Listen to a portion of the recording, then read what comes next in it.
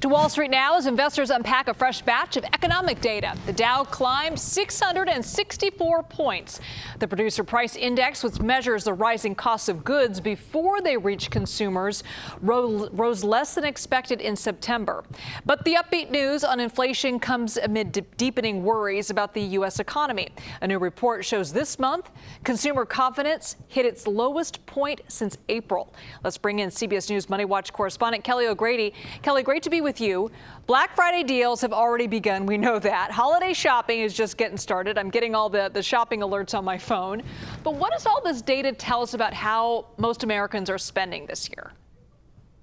So there's a couple things I want to point out. That consumer confidence number that you mentioned, that looks at how folks were feeling in November. The producer prices piece, essentially how much it's costing and how much those costs are increasing for the folks that make the goods that you and I go buy at the grocery store or other places, right?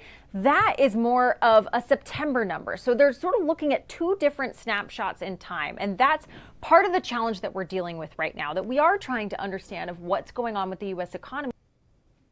Limited and also dated in some ways. I think the two of those, though, come together in the retail sales number that we got today. And that came in lower than expected, right? We were expecting to see retail sales increase about 0.3%. It came in at 0.2%. And I always highlight that retail sales, it gives you a snapshot of consumer spending, but it's not adjusted for inflation. So a lot of that growth is simply because things cost more from one month to another. It's not that people are buying more. That was also a September number. So it gives you a sense of, okay, we had some really good spending over the summer. September is often time where you take a little bit of break, you save up some money. I think if that trend continues as we go into the holidays, and again, the data is limited, we're really not going to get a full picture until the beginning of the new year. That's where it's concerning, right? Because the holiday season, that is when people spend. I'm getting those alerts too, Liz.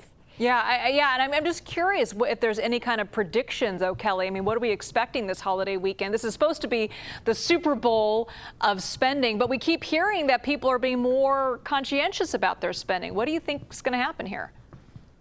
So we do have a couple of predictions. One comes from a recent Deloitte survey, and they say that this particular weekend, that Black Friday, Cyber Monday, all of it in between, that consumers are going to pull back, that the average consumer will spend about $622. And while that does sound like a lot, it's a 4% drop versus the previous year.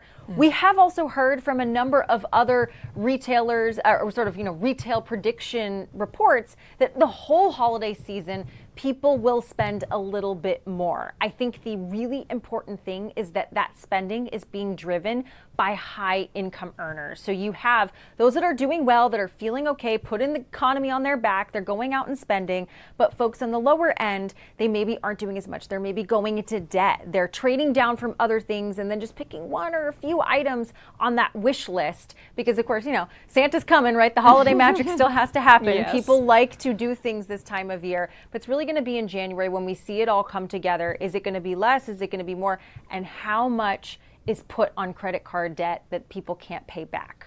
All right, well, watching for that. Kelly O'Grady, thank you so much.